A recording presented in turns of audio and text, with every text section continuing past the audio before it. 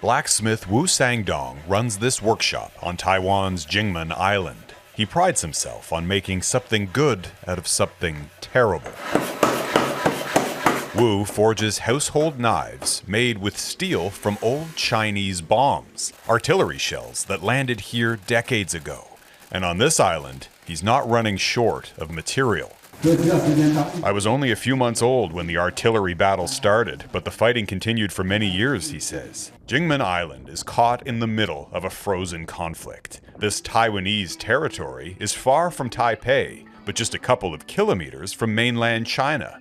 And 74 years ago, Kinmen became a front line. This island is littered with remnants of war, a civil war that in 1949 saw Kinmen Island torn apart from the mainland. The communists took control of mainland China and the nationalists fled, taking control of Taiwan and Kinmen Island, among others.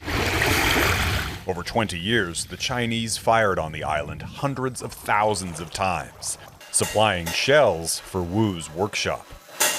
He says the shelling happened every other night. His family and others huddled in shelters and bunkers, waiting for the bombing to stop.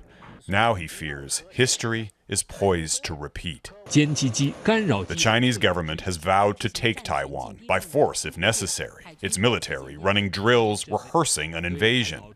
The vast majority of Taiwanese oppose joining China, but in Kinmen Island, feelings are mixed. If the communists are coming, let them come, says this 66-year-old. His father fought the Chinese military, and he grew up under the bombing. But still, Chinese and Taiwanese people are the same, he says. Same ancestors and language. Chinese people will no longer fight their own people. That affinity is also explained by necessity.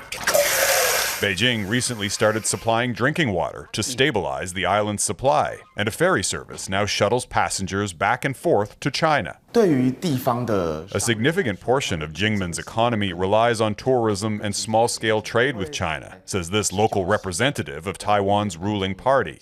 But closer ties with communist China doesn't mean they're willing to give up their democratic freedoms.